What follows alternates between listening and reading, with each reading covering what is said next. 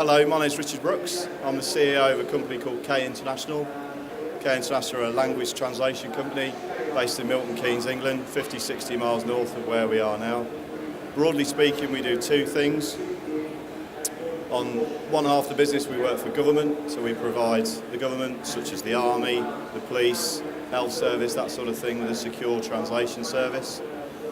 We do lots of secret projects. My friends always say I'm a bit like James Bond, but it's not quite true. But lots of it we can't talk about. The other half of the business, we work for corporate accounts, such as businesses such as Tesco, Marks and Spencer's, Iceland, Innocent Drinks, that sort of thing. And what we're basically doing is helping those very successful English businesses to export their product and get the language and cultural fit right in different markets abroad. So what happens is whenever I talk to somebody and tell them what I do, they always ask me the same sort of questions. So I thought if I run through these questions now, it will be as if we know each other, we can get past the usual bullshit and move on. So the first question I get asked is, oh, you run a language company, what languages do you speak? Sadly, I speak a little bit of French, un peu pour ma belle-mère, just a bit for my wife's French, so just a little bit of French, but mostly I speak English. I was at a conference in Bangalore, India in February this year, and I was sitting on the front row, so I was one of the first guys off, and the guy came to introduce the conference, stood at the front and said I was very proud that there's so many people coming to Bangalore, and Bangalore's an international city, there's lots of different nationalities and languages spoken. And he said to the crowd, oh, can you put your hands up if you speak more than 5 languages? Most people put their hand up. Most people speak 5-6 languages at home, so maybe probably half the crowd. And he said, leave them up if you speak 3 or less. So almost everybody put their hands up. He said 2 languages. And he said, anybody here speak 1 language? And like an idiot, I was sitting where Marcus sits, I put my hand up. And you hear this sort of roar of laughter behind me, this sort of roll. And it's a weird feeling having 600 people actually laugh behind your back. But, yeah. So I always leave the translation to the clever people. To be a translator, you have to be incredibly well qualified. You need to know how to translate. And often that's a master's degree in translation. Then after that, you need to know your subject specific. So if you translate legal stuff, or if you translate medical stuff, or financial stuff, or whatever, even in different industries as well, invariably it's very different for each region. I then get asked, so do you use robots to do the translation? And, well, yeah, I'll say yes, this is my robot. He's a big golden chap, walks around the office, fluent in 6 million forms of communication. Problem is, C3PO doesn't actually exist. If I'm in the States, I have to preface that with I'm being sarcastic. C3PO doesn't actually exist, just to help them out. So we've not got a magic robot. It's still largely done by people. Yes, we use technology, we remember what we've done previously, but by and large, it's human beings in the process. Then people say, so why can't you just use Google Translate? Well, we actually lose projects to Google Translate. Google Translate's great at what it does. There are other translators online available, such as Bing. Bing are here as one in the industry called Systran. Yahoo used to have a similar thing. What it basically does, it remembers what everybody's translated before and then returns the best match. It's good if your mother-in-law's writing to you in French, or if you want to get the gist of an email or a tweet or something like that. But you can't really use it if you're going to represent your brand in a different region or different culture. Think about language, it's so complicated. The word Polish and polish, my Polish friend tells me a great joke about when he came home and found some polish remover in the cupboard and got all nervous. It's the same word. We have a problem about translating the word apple. So apple could mean the brand, or it could mean the fruit, or tablet, very different. Take 2 of these and call me in the morning is a very different thing if you're using a tablet, such as an iPad. I lost a job last year to Google Translate, a guy translating food packaging. It was curry sauces, range of 12 curry sauces. We'd done the usual sort of thing about costing, and we got right down to the final negotiation. I was only going to charge him 200 quid, we were going to do it at cost. I quite like the guy. But he said to me, can't I just use Google Translate? Tried to explain it to him, he didn't do it. In the end, he used Google Translate. I got so angry, I wrote a blog post, which sort of went viral in our tiny industry. So that's the URL's there if you want to do it. Or I've got a quick video to show you that explains how brilliant Google Translate is. Set 1, 2, 3.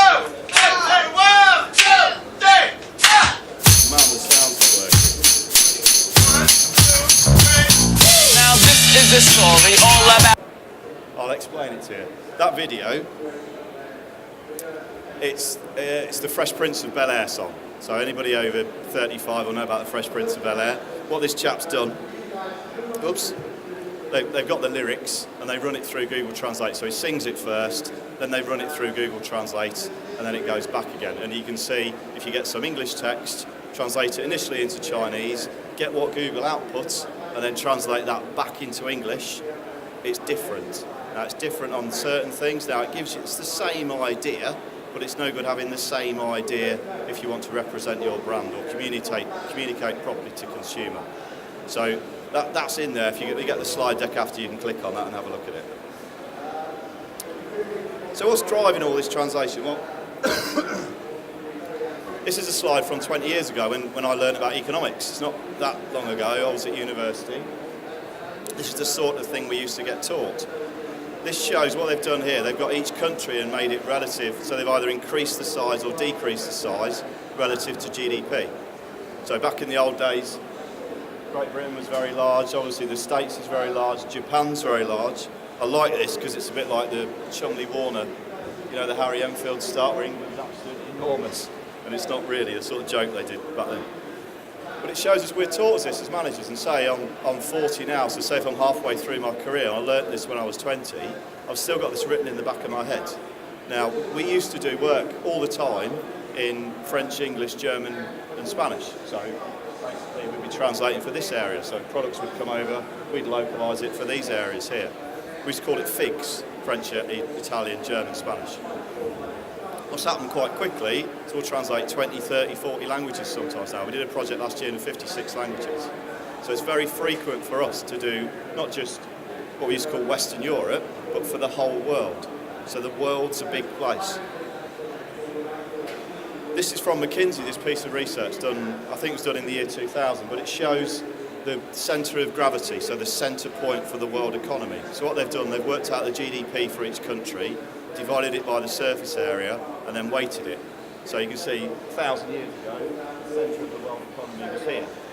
Gradually it moved over, very rapidly it moved over to here, and then post-World War II it moved towards the States, and then it's moved back again.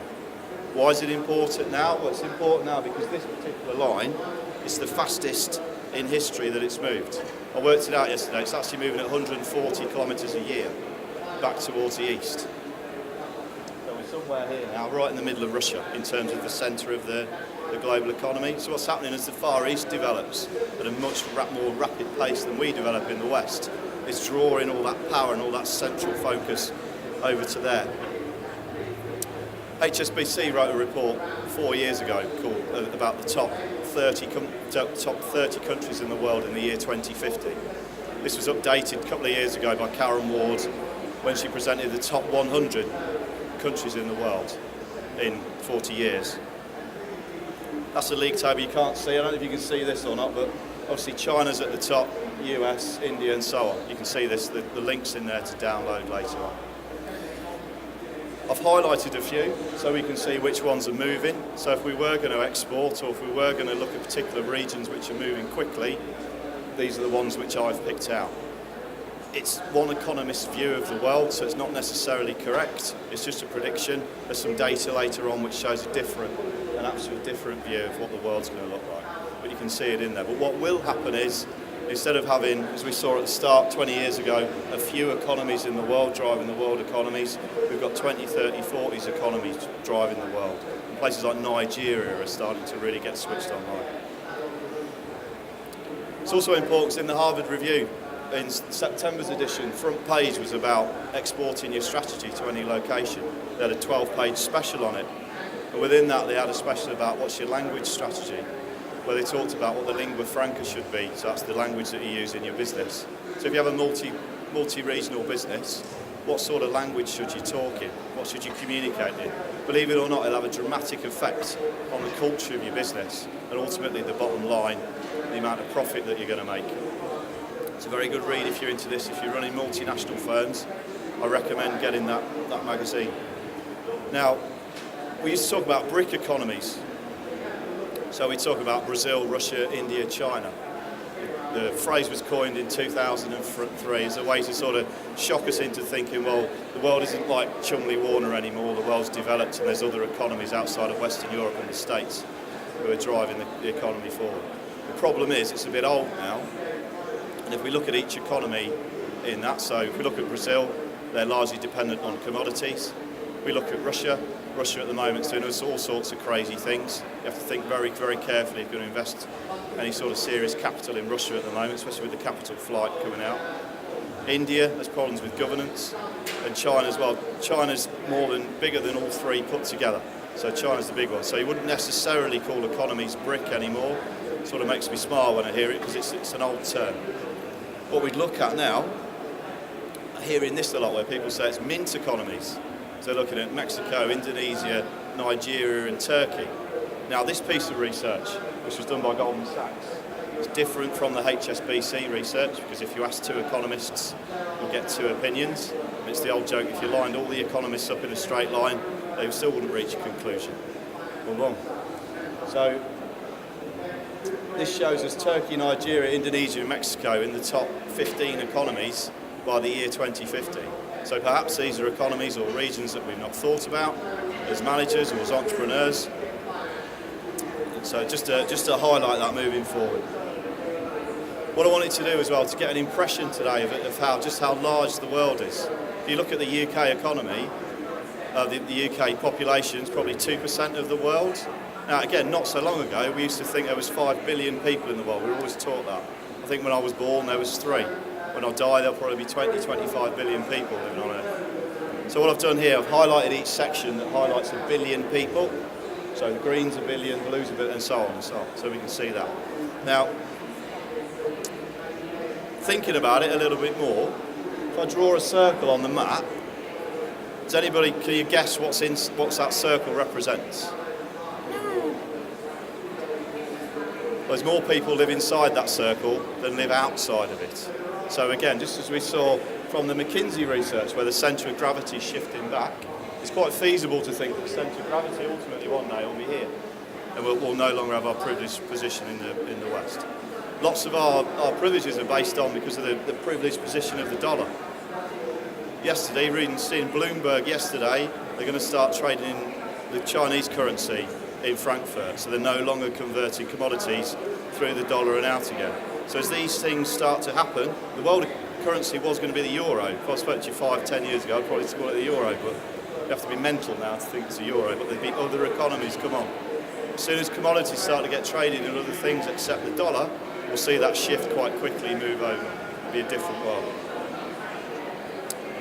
So as these economies develop, what will they need? Well, if we think about what's happening now, we're in a digital economy, so we can shift around information very, very quickly. Because it's a digital economy, we don't need to go through the same sort of curve that we went through the last 300 years. The development of an economy like Nigeria will be very quickly, and it'll be digital based, and it'll be electronic. If they want to put in a 4G network, it's a lot easier than digging up the road and putting in fibre optics, for instance. They need to get in information quickly. All they need to do is to translate the information into their own language and start using it. Not an easy task, I know. Still, they'll be a lot quicker than the pain curve we went through. Technology can be replicated. We see this a lot in China, the Chinese replicating the West's technology. There's more patents filed now outside of the US and Western Europe than inside. That's something to be aware of. We can even replicate innovation. So the processes behind innovation and the methodologies that deliver real innovation can be replicated and moved outside of what we thought we'd used to do. And developing economies will demand services more than products. So way back in 2004 when I did my Masters, I remember it vividly. My marketing professor came into the room and said, this is the year it's happened. Remember this year, because this year in the UK economy, the consumer's spending more disposable income on services than products. That was 10 years ago, that was 2004. That was the year it crossed over on the chart. Now we spend more on services than products. It's took for granted. That's what we do as an economy.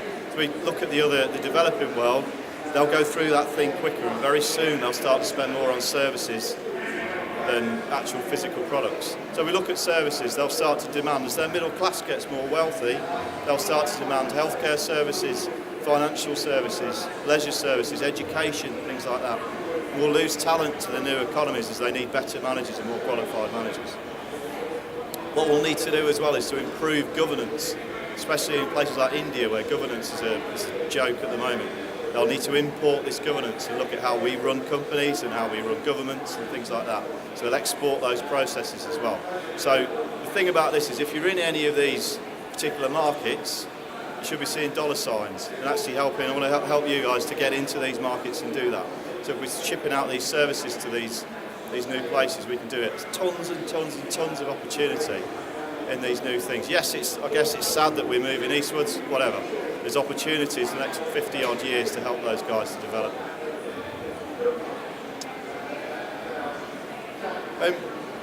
Let's look at the UK. I mean, I think we're perfectly positioned in order to take advantage of this. Just talking to Marcus a minute ago, and it's like we both enjoy travelling. I travel a lot with my job. Wherever I go, people want to talk about Great Britain. They want to talk about the Queen, they want to talk about the Jubilee, they want to talk about the Olympics, etc., etc. It's very, very nice. We're spoilt as Brits going abroad, I think. Everybody wants to talk to you, especially in the States, they love it. We're also the fastest growing economy in the developed world, believe it or not. The Eurozone's got its problems, the States has got its problems. The UK, certainly for the next 2 or 3 years, will be the fastest growing economy. The world wants our products, the world loves what we produce. Brand Britain is working really well. Some of our clients, we help them to export their product into different markets. So I'm NDA'd up to the eyeballs, so I can't talk to you about it, but it's a food producer. And we're helping them to put their product into different regions around the world. And we're trying to get a cross between the Britishness of their history and the local translation, the local language of what we're trying to produce. There's obviously some legal things around what we need to put on pack, and in terms of translation, it has to be spot on for legislation, but it also needs to work in terms of educating the consumer. But we think we've got it right. We've put a few test shops in a few places, and literally the stuff, we're putting the stuff on shelf and people are taking it out of our hands. We can't sell it fast enough. And what we're selling it on predominantly is the Britishness of this product. So again, if you're moving that, I think perhaps you need a mixture of the two to actually make it a success. Obviously, low unemployment, low interest rate, low tax if you know how to use it. We're open for business. It's very good running a business in the UK. It's a lot easier than some of my colleagues in France, for instance. We're diverse. All different sorts of people are coming here, buying property, want to invest in it. And I think last but not least, we've got our own currency. Used to be very pro-Euro. I think we do need to trade with the Eurozone, but it's got us out of jail having the pound. Last 5 or 6 years, that's for sure. So this is a meme that's used quite a lot in my industry, the language industry. And if it says, if I'm selling to you, I'll speak your language. If I'm buying, you'd better speak German. But it means, if you think about it, if people can't read your stuff, they're not going to buy your products. So you see a lot of marketing things about people are 12 times more likely to buy your products if it's in their language. I dispute that and say if they can't read it, they're not going to know what it says, they're not going to know what it's in, you're not going to be able to communicate with the consumer. So the actual moment of truth in, say, the supermarket or online or whatever it is, it's just going to fail. You're only going to sell things to people who have a gist anyway, and that's no good. I hear a lot, one of the questions I didn't put at the start, one of the questions I get asked a lot as well is, well, the whole world speaks English, why should we bother? Well, I saw this on Facebook last night, funnily enough. And it's the percentage of people who can hold a conversation in English throughout the EU. It's just the EU. These guys are our neighbours, let alone the world. 40% in France, 22% in Spain, right? If you're going into these regions, you need to translate your stuff into their language, whether it's your brand, your text, your content, whatever it is, but it's got to communicate with consumer in there. You get it right, you'll be a national hero. You'll win the Queen's Award for Export. Everybody will think you're Richard Branson. If you get it wrong, at best, you'll be a laughing stock. Now, I get sent examples of bad translation that people see all over the world, so I think it's funny, right? I've seen them all. They even accuse me of translating them sometimes, but here's a few examples that I've just collected off my laptop. So there's a book, lovely. Some spicy grandma. whatever. Toad, lovely. Very, very small niche. I guess everybody needs noodles. This is a drink. I had it all translated back. I wonder what it was. It's actually drink for older gentlemen. It helps them with their waterwork. So they've nearly got the text right, but it's hilarious. It's wrong.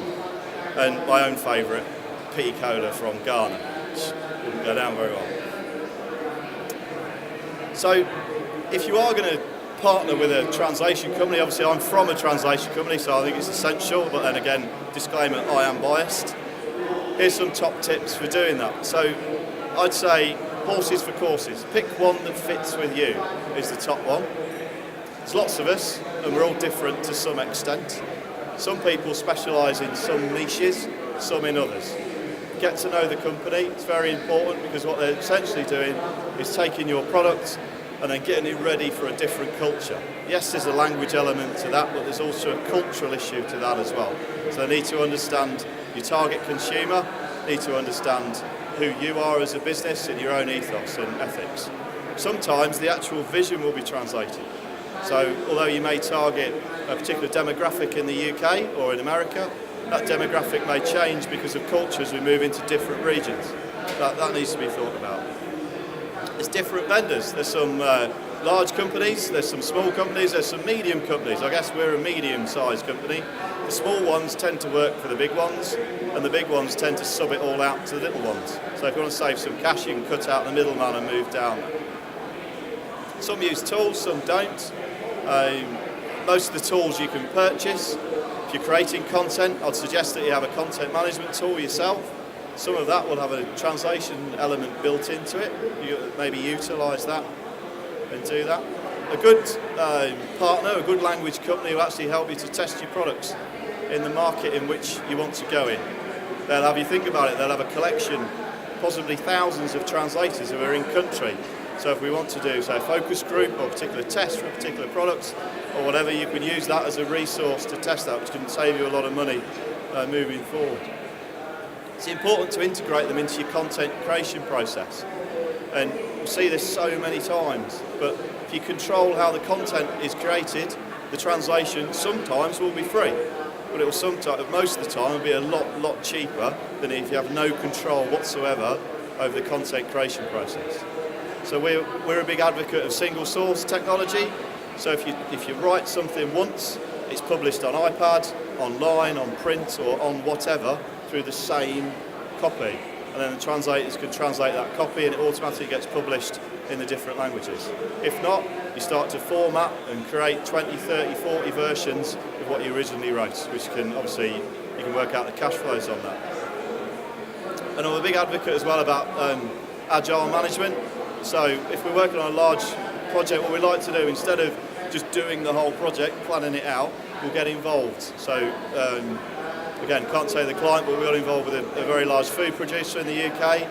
We used an agile approach to it, so every 2 weeks we looked at the process. So it was us and various other people in the supply chain. Every 2 weeks we're going through, re-engineering the process. And you can, over 18 months, you can learn a lot as a company, we improve the capability on that. Just to drill that home, here's a slide I stole off one of my mentors, a guy called Peter Reynolds. What Peter's showing us in here is that if translation's changed at the authoring stage, it costs $1. If it's changed at the translation stage, it costs $10. A major problem for a business like mine is when we start to translate something and the source is changed. So that's a big issue. If we can integrate the two processes together, it's a lot easier. If we go right back to where even the product's conceived and start planning the translation, then ultimately translation's a lot cheaper and it works like this pyramid. So pass that on for you. And last but not least, translation's like toilet paper. You don't know you need it until you need it. So integrate it into your processes. If you're going international, at least talk to a language provider. And that's it. Oh, please visit us. We're on stand E54, which is over there, about 10 steps. And that's it. Thank you very much. Cheers.